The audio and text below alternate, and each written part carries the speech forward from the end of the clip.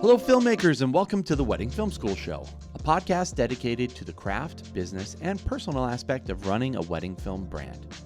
The Wedding Film School Show is hosted by myself, Jared Haskell, and my longtime business partner, Jason McCutcheon. If you're looking for free resources or to get your wedding film business off the ground, make sure to check out weddingfilm.school or check us out on Instagram for news, giveaways, and more. All right, here we are, Jason. Are you done with your text message? I was just putting on Do Not Disturb. Welcome back to the Wedding Film School AMA show. My name is Jared, and we have a couple really great questions today, Jason. But before we dive on in, how's your life, man? What's going on? What are some very specific things you'd like to talk about in a podcast form? I'm just thinking about the wedding season coming up and starting for us in earnest. It's April as the time of recording, like in the middle of April. And in New England, wedding season kind of really second half of May, I would think, is really kicking off. And then really big time in June. So we got a full season coming up and just thinking of ways to get better, ways to do a better job and keep momentum. Yeah. House cleaning time, right? It's like the time to just get all your systems ready, because once you're off, man, it's like hard to slow down and really perfect your processes. One thing we did differently this off season, which we'll see how it works, is made tons of content for social media. Like during the off season, we just rocked. We made like, I think probably 60 or to 80 pieces of content for the season, so that during the season we can keep the social media presence up without taking a break from the work we're getting paid to do. Yeah. So that's something exciting that I'm excited to see how that works out too. You know, this is an interesting thing. People talk about content creators a lot, and the more I think about it, the more I think about my own success and our business and what we do. And I'm like, we're already doing content creator. Like, that's why we've done so well as a business, is we started delivering content long before there was a thing called a content creator. We were content creators. And so we've always viewed ourselves for our partners that we work with. It's like, oh, here's a reel. We're just giving content, not to the couple so much, but that's also something I've been thinking about. Yeah. Is like, just that idea of like, how do I add more value to the people we work with so that, you know, they love working with us and we add value, but also the idea of like, how do we expand the content creator value to the couples? Not just the value to the partners we work with is obvious, right? Sometimes I'm like, they don't need that video, like to the couple. And it's like, okay, if people want it, maybe we can do it, but we already are kind of doing it. Yeah. So, well, the biggest thing for creating content is like doing it when it's on your screen, right? Not waiting for the off season when maybe things are archived up on the cloud. Like your headspace isn't surrounding this one event that you were doing. Like doing the content, even just kind of like storing it for a while, kind of hoarding it for a while for the off season when things are maybe a little bit slower.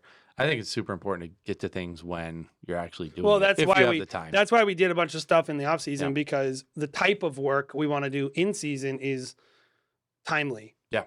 And relevant to the people we're with and when they're the most on. Yeah. But sometimes if you don't have your bread and butter done, you can't really move into that kind of stuff. And so hopefully this year we're able to be a little more present creatively, and that's our goal. Cool.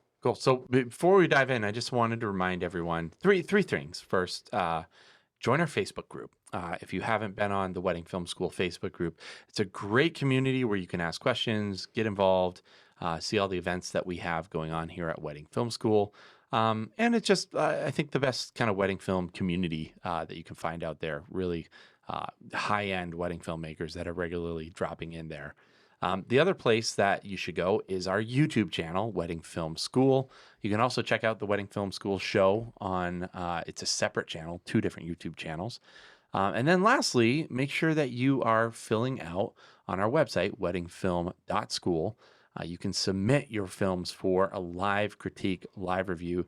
Jason and Bobby are doing these every single Thursday at 1 p.m. Eastern Standard Time. So if you want to have your film reviewed and critiqued for free, make sure you're submitting there. So, Hey guys, Bobby popping in quick to let you know that this episode of the podcast was brought to you by Tamron. Providing filmmakers with the perfect mix of performance and value, Tamron has every type of lens to fit your needs. With their moisture-resistant construction, close focusing abilities, 6-year warranty, and remarkable optical performance, Tamron lenses can help you upgrade your wedding films. I know I personally keep the 28-75 2.8 in my bag, and I often reach for it on a wedding day. So send them some love for making this episode possible. Check out some of their lens options in our gear link below or at www.tamron-americas.com. without further ado, let's hop into these Ask Me Anything questions, Jason. The first question that's being asked is, when am I going to hear some gear talk from Jason and Benj?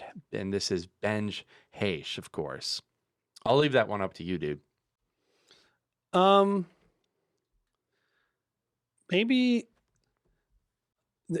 Sadly, I this unfortunately takes the back burner, but we have been regularly recording, and we're just putting the website together right now, and we're not in a hurry. We're just trying to, like, when we launch it, because here's the deal. Benj Haisch, believe it or not, successful photographer, is very busy, and I am also very busy. And so we're doing something, a little bit of a labor of love. There are some things that I think will be beneficial, but in general, we want to just do, it's gear, but it's also just culture building, which is like creating unity between photographers and filmmakers, and kind of showing people maybe a different path towards interacting with another creative professional. So that being said, we also know that when we launch it, it's going to require attention. So we're trying to get everything done beforehand, so that when the season starts, we can keep the momentum going without also having to take a bunch of breaks and edit a bunch of stuff and add stuff. We just want to be like, release. And at the end of the day too, I think it's only going to be monthly. Sure. We're not going to have a ton of episodes. And so all that to say, I think I don't see why we wouldn't have it done within a month. But again, does this new podcast have a name yet? Yeah, it's called the Wedding Creatives Podcast. We have the website being built. We have logos designed. We're just adding stuff and just finishing out the branding. You know, here's what I would tell someone, unrelated to this question, just related to business. Anything you do, everybody always thinks, what if it fails? And I always think, what if it succeeds? What if it goes well and then I'm like flat-footed and I have to stop what I'm doing? Because going well for a brand new podcast means people like it. It doesn't mean anyone's paying you any money. So if it goes really well and then you can't deliver on the demand that the audience needs, it means you put all your work in for no reason. It doesn't mean you made a bunch of money. Like, eventually it could be and you make money on a podcast. But so I'm like thinking, okay, I'm assuming it's going to, once we launch it, it's going to require some attention. So I want to make sure that we're actually done with everything, so that all we're doing is paying attention. I would say this, like I said, probably a month. Stay posted. How about that? We will announce it. Benj will definitely be announcing it. And we're still working on it. Right. And if you are new to the Wedding Film School show or don't know Benj, make sure you're checking him out. His YouTube channel is really good. Wonderful photographer. He has a great YouTube channel, and just does wonderful work. Shoots on Leica. Is a geared nerd. So I'm excited to hear it myself. He's one of the best, I think, like ambassadors for the industry with people for a lot of reasons. One of them, he's just very likable, but the other one is he just has such a breadth of knowledge about gear and about what he's doing and about the industry. And he's not stuck up. Like, he's not like, he's legit. He's just like a real old school in a lot of ways. And so he's not an educator. He's an actual, he's a photographer. And I'm not an educator. I'm a filmmaker. And so that's the other thing is neither of us have a bunch of stuff we're doing that we want you to also do. We don't have a class. It's just like from our heart. So hopefully people like it. Yep. And that's what makes the best product when it comes to education, in my opinion. So I mean, I think not the most profitable, but definitely the thing I want to listen to. Sure. Totally. Next question. The question asker asks, when building or growing your business, how much do you reinvest into it? Do you try to keep investing everything and not take a penny until you're fully booked and charging your desired rate if you can? Only take what you need, or do you only take what you need to survive and invest everything else? Is there a better balance? I'm interested in your opinion on that question first. So I'm just going to say what we did. I can say when we first started our business in 2010, we really didn't make a single dime for probably the first 3 to 4 years. I think we paid ourselves the first 3 or 4 years less than $10,000. Yes. So we took money maybe like at the end of the year. We're like, there's a little left over. Do we deserve some of this? I think we grossed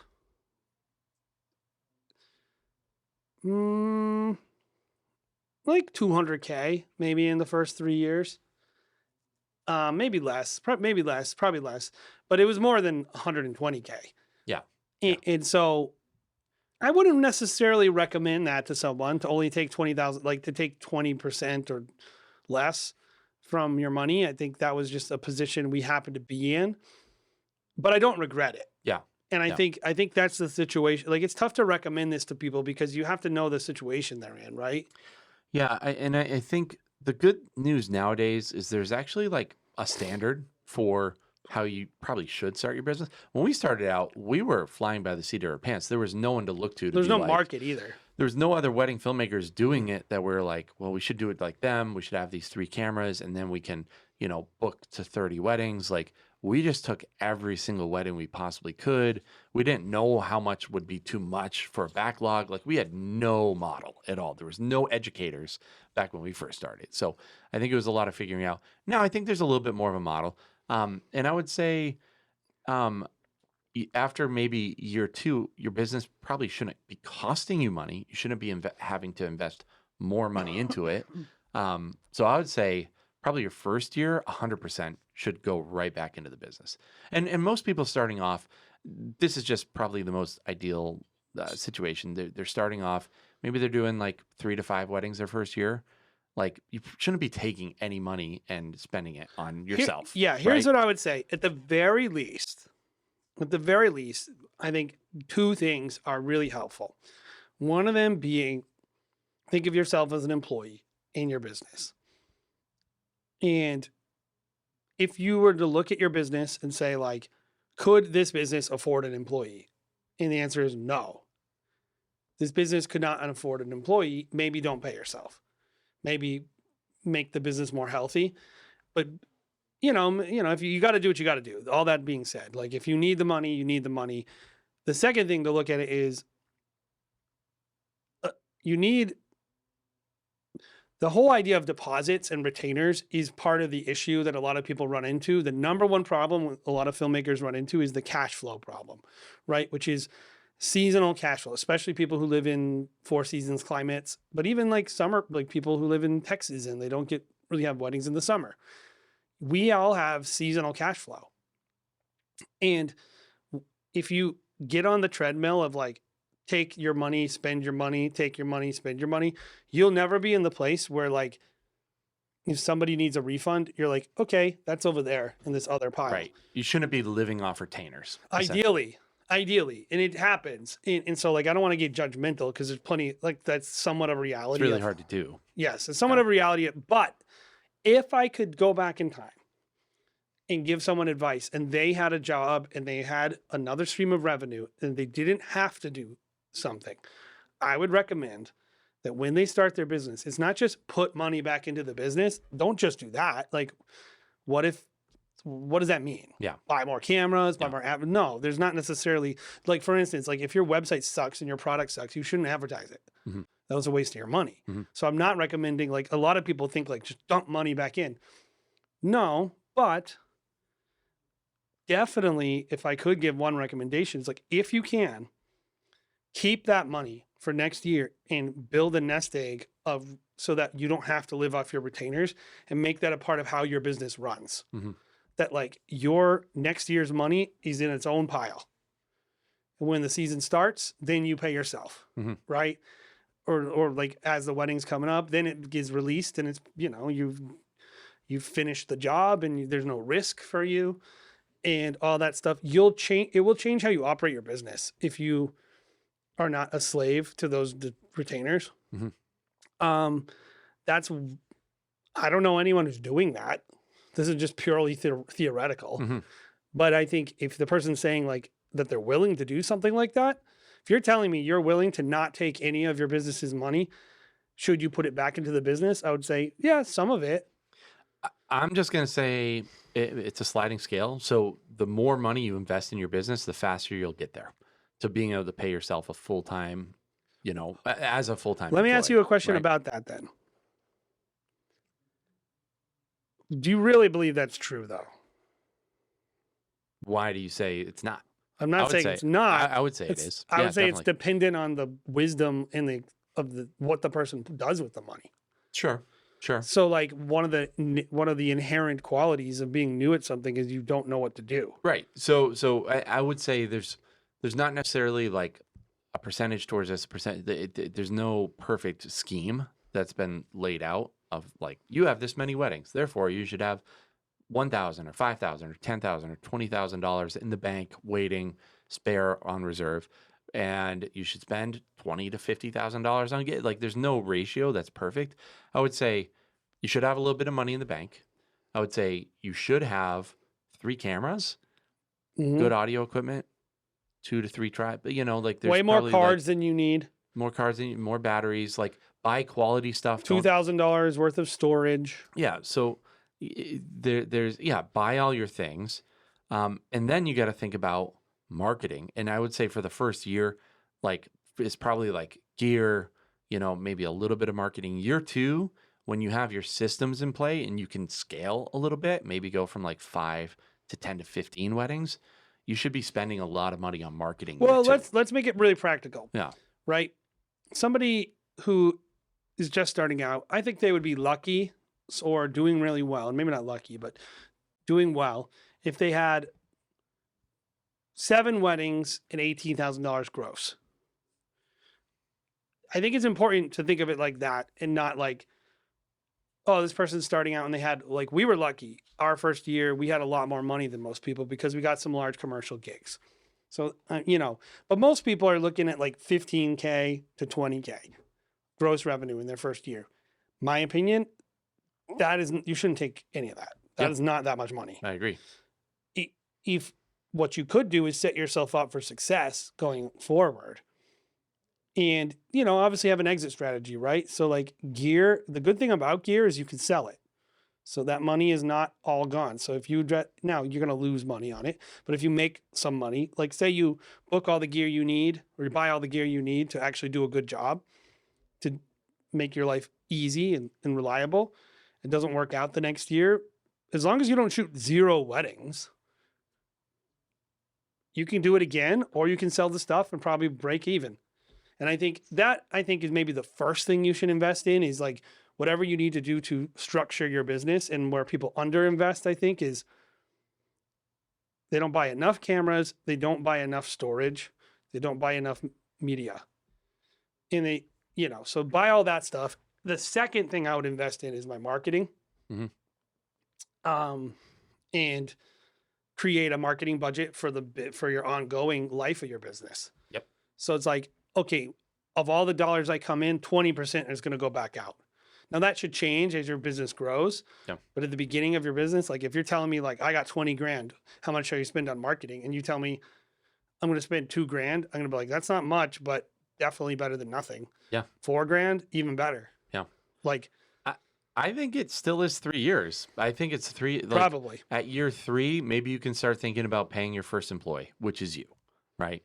So I would say on average, unless you just skyrocket like year 1, year 2, like, Max Smith, like they crushed it right out of the gate. He had a lot of experience. We also dumped a ton of money in marketing this first year. Right. So, they did it pretty well. I mean, the truth is like if you're new to the market and you're investing in marketing, in some ways you have an advantage because your pricing is going to do better in like direct sales marketing environment than somebody who's really experienced and has a high price. Mhm. So it's like, in some ways, beginning of your business is actually the perfect time to advertise. Yeah. Instead of later in your life when you're like charging 4 times the market rate. Now, I would say going along with this is probably the conversation about pricing. I would say, start low, and then probably you don't really want to raise prices a whole lot until you're booked at a number you feel comfortable with. Now, that doesn't have to be 30 to 40 weddings. If you're first starting out, I think a gradual build is good because you're dealing with And even the shooting load, but also the editing load for the first time. you can change your prices every year too. Like people don't do that. It's like you don't have to. And I think there's a lot of wisdom to like get your first 5-10 bookings, under your belt, and so you have a little bit of a base, and then incrementally raise prices every time after that. Like if you're trying to do 15, your last 5 weddings, incrementally raise your prices for the last 5. Like I think there's a lot of wisdom. Really, only you can really make that decision. But these are just like ideas. I think what you're really saying, and this is what I would say, I don't really care what you do when you start your business. It's hard to tell anyone this is what you should do because everyone's situation is different. The emphasis for the first 3 years of your business is learning. Learning the market, learning the job, learning what you don't know, putting yourself in as many opportunities to learn as you can. Like when people are like, should I go to a wedding show? Yes. Should I advertise on the knot? Yes. Should I do Facebook ads? Yes. Should you be in a brides group? Yeah. You should do everything when you first start out because you don't know crap. And anyone you're asking on the internet also doesn't probably know crap about your market. They probably only know what they did. And they're not going to be honest with you all the places they got lucky. They're just going to look at the 2 successful things they did and tell you to do them or not do the things that they didn't do. Ultimately, anything you can do that will add to your knowledge, even if it fails at the beginning of your business, is good. So the key is just don't run a deficit. Like it's not to me, starting a business is not about making money initially. It's about learning how to run a business. Yeah. Like look at Merriment Films. You look at Luma sites right now that we're launching, or you look at Outpost Studios that we launched. Like, I don't feel that those businesses are running yet. Yeah. And they've made money. Yeah. All of them have had people pay us. But I'm like, I don't know. I don't know the market yet. And I don't feel like a failure. Yeah. I just haven't figured it out yet. Right. And I think... Well, I'll tell you, we haven't made a dime on any of them, like personally. No. Because we just really believe that reinvesting in the business is the best method. And then all of a sudden, I feel like when you know. You click. It clicks. You're like, oh yeah, now this is running. The marketing is running. We're getting enough leads. My back end is figured out. It's just running itself. Now I can bring on a person. The way that we actually do it is, we pay for all of our expenses, including salaries for us because we're employees with our company. And then essentially like the excess, the profit we'll also take. Like we're like, so that's how we kind of determine how much we make. But it's like, how much would I be willing to pay someone to replace me personally and you personally? We pay ourselves that. And then, and I think you have to have that honest conversation of like, how much are you worth? That's really hard for people. And then at the end of the day, like if we make profit, we're taking that too. So it's like you're incentivized to make more profit as CEO of the company kind of thing at the same time. So I always we talk about money a lot and we like making money, but I think it's not actually what we think is the purpose of a business. It's the purpose of owning a business, but the purpose of a business is to meet a need, to deliver a service or a product that people want and they're willing to pay for.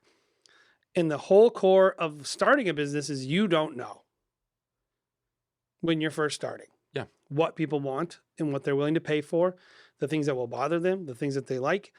And it's different depending on the leader, depending on the market, all these different things. And a lot of people are just so impatient. So impatient. They just, if you're trying to start, like, if you want money, you need to get a job. Yeah.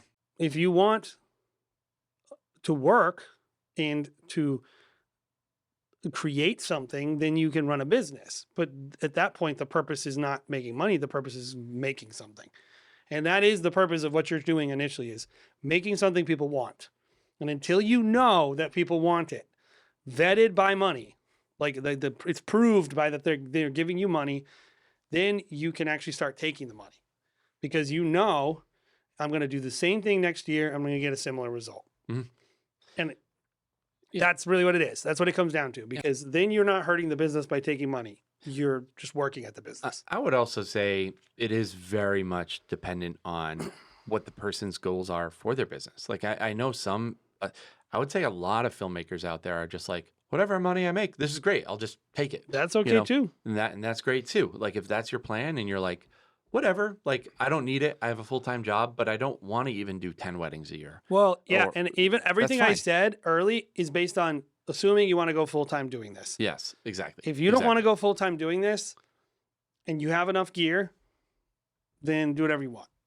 Right. But why ask the question? I would say, right. Well, I think just the more you put back into the business, the more you'll get to what your goals are for the business. If your goals are to grow and accelerate the business and, see it grow to its fullest potential, the more you put back into it, the faster you'll get there. This is the thing we talk about all the time. The number one, it's you're not a problem. If this is you, you're not a problem. But I will say the number one problem with our industry is how easy it is to do it part-time. It screws up so many parts of the business. You have advice being given by people who are just part-time. You have people like, if everyone needed their entire revenue coming from the jobs that is wedding filmmaking, first of all, the standard would be way higher. Second of all, the average person doing it would have a totally different mindset. And most people doing this job are not serious in the way that this is what they want their life to be. Mm-hmm. And that's kind of like unique to this industry. Yeah, it's weird. I've had a hard time kind of pinning it down too, because I'm like, is it bad for the industry? I think it's probably bad for the industry, but good for the people doing it. Yeah, sure. And so I it's think, like the people doing it are part of the industry. So it's kind of, but they're kind of not. Yeah. Like it'd be like if you The like only people it's bad for is people that are full time. there's a reason why unions exist. Right. People say it's to help workers. No, it's to edge out handymen. Mm-hmm. Yeah. It does help workers, but it also is like, oh, you're gonna cross the picket line, Mhm. and it keeps it creates no, none of us are working for X unless we get X. Mhm. But you have to that's a full-time environment, Mhm. and the biggest threat to those Teamsters and the people who working like plumbers and I think we're most like plumbers and service people. Yeah. Every other service industry has some kind of way of keeping out part-time people Mhm. and allowing the people who are full-time to make all the money. Right. Or most of the money because they need it. And I think we don't have any way of doing it. It is what it is. But it does mean at least from an education standpoint, the reason why we get a lot of shade for the stuff we say is we're only talking to people who want to be full-time. I don't even know what it would it's not that I don't value you if you want to do part-time. It's I don't understand it. Mm-hmm. It's not me. I didn't go through that. That wasn't my experience. It was never my goal. So for me, it's I never wanted to run a part-time business. Mm-hmm. But if that's what you want to do, you're going to have very different goals. If your entire point is take this one camera I own, make enough money to go on a lavish vacation every summer, you can accomplish that every year. Yeah. With no discipline. Mm-hmm. Yep. So it's I don't know, what's your goal? Yeah. Exactly. So yeah, I think the people that wanting to go full time, I think moral of the story is the more you invest up front and the more you're going to be able to make that full time salary, in 3 to probably 4 years. But I think 3 years is a good goal for you to set for yourself. So let's move on to the next question. They ask, how do you view industry accolades? Do you believe they immediately impact your business performance? Do you think they serve primarily as a method to establish credibility with planners and other filmmakers? Or do you simply see them as a means to achieve personal fulfillment and validation? I view it. So let's clarify what the accolades are. We're talking about Wedding Film Awards, Love Stories TV, Best, Filmmaker of the Year, all these kind of things, all these badges. So there's probably a couple types of things you could get. There's regional regional awards. There's national publication kind of awards. There's industry driven accolades like Love Stories TV. And then there's like these like kind of almost like fake awards that you get by, they're like participation awards. Like if you're on the Knot and you get best of the Knot. I think they're all very different in their value, right? And like depends on your market too. Like if you're in a strong urban market and they have a best of city, they have a popular magazine, you know, in our case, Boston Magazine. I think if you win best of Boston, there's value to that. You know, limited, but there's value, you know? And I think versus like, if you win Harper's top 10 best list, that's massively valuable. I think if you get that list, you're in front of, because it's really about like, what is this doing for you? And I think if an award is introducing you and giving credibility to the audience that will view that source as a trusted source, then it's very valuable. I don't think anyone cares about the Knot. I guess it's easy to get their award. So why not? Like, I don't know that they're ever a bad thing if you get some kind of award, but yeah, I'm trying to think of an award you could get that would be just bad. Like if you got this award, it would hurt you. But I think if your expectations of them are, if you don't understand what they're doing in all their individual contexts, you might be a little disappointed. Yeah, I would say if you want to be a high-end luxury filmmaker and you're getting, you know, Milford, Massachusetts Best Business of the Year award, like people would be like, who cares? You're the best filmmaker in Milford, they Massachusetts. Definitely wouldn't care, but if you won the award, you wouldn't post it because it would look weird and cheesy. And dumb, but... Yeah, it looks dumb.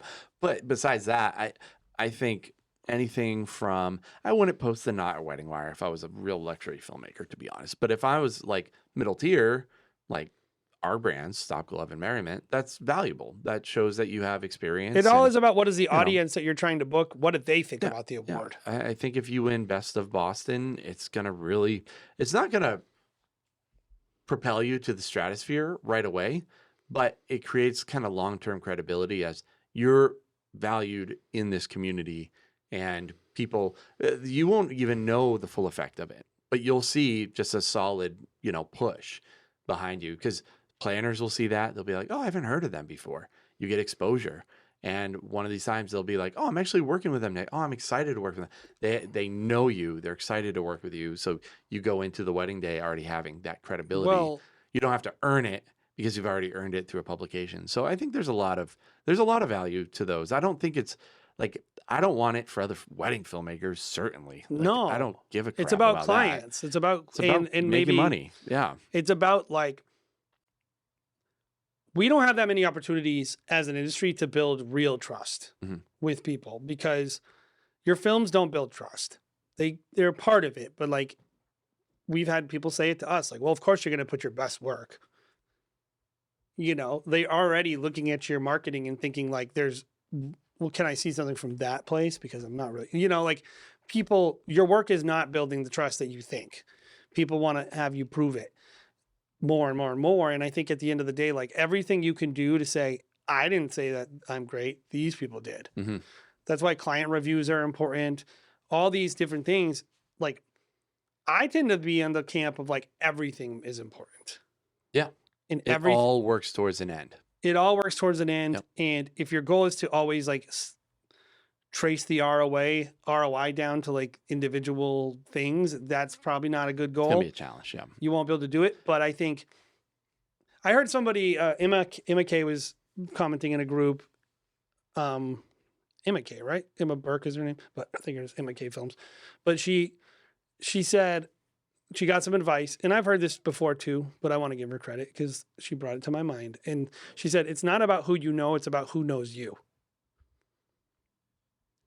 And I think that is the point of these awards, is like, do you want a person who reads Harper's Bazaar to think I would like this person at my wedding? I do. Mm-hmm. I do. And I don't think that they're going to read it and be like, now I know who not to hire. Mm-hmm. They're going to be like, oh, if only someday I could hire a person like this. And if they can hire you, they're going to be like, oh my, even if your prices are somewhat reasonable, they're going to be thinking, oh my God, we got this luxury filmmaker at our wedding. It's going to change their entire experience with you and your experience with them. Mm-hmm. If you win Best of Cleveland and you're in a marketing, they're choosing between 3 filmmakers, you don't think they're going to think, I want to work with the best person in Cleveland? Mm-hmm. They are. Like, it matters when it matters. Mm-hmm. And that's the whole thing is like, Yeah. Someone coming up on your Instagram profile being like, oh, you won Best Wedding Filmmaker of the Year from Captured Magazine. Like, I don't care about that because I don't know what their credentials are. Captured Magazine. Like, who is that? But if they are looking at Captured Magazine or whatever hypothetical, publication we're talking about, and they're like, oh, that person won in my area, then it will matter to them. So that's not a magazine, that's a fake magazine? It's a fake magazine. Oh, wow. Yeah, Captured Magazine. Yeah. I was trying to think, what's the Rangefinder? Rangefinder is the actual magazine. But they don't serve filmmakers, it's all photographers. But that's an example. I think something like Rangefinder, like top 50, top 30, under 30, I think is they have. Yeah, I think that's helped a lot of careers. Sure. So I think there's a ton of value at the end of the day. Now, if you haven't won those awards, I would say it's not something to get bent out of shape about and feel bad about your business. And that's the part of this that is, I'm like, that's the ugly part. Like, don't feel bad that you didn't just get published on, Over the Moon.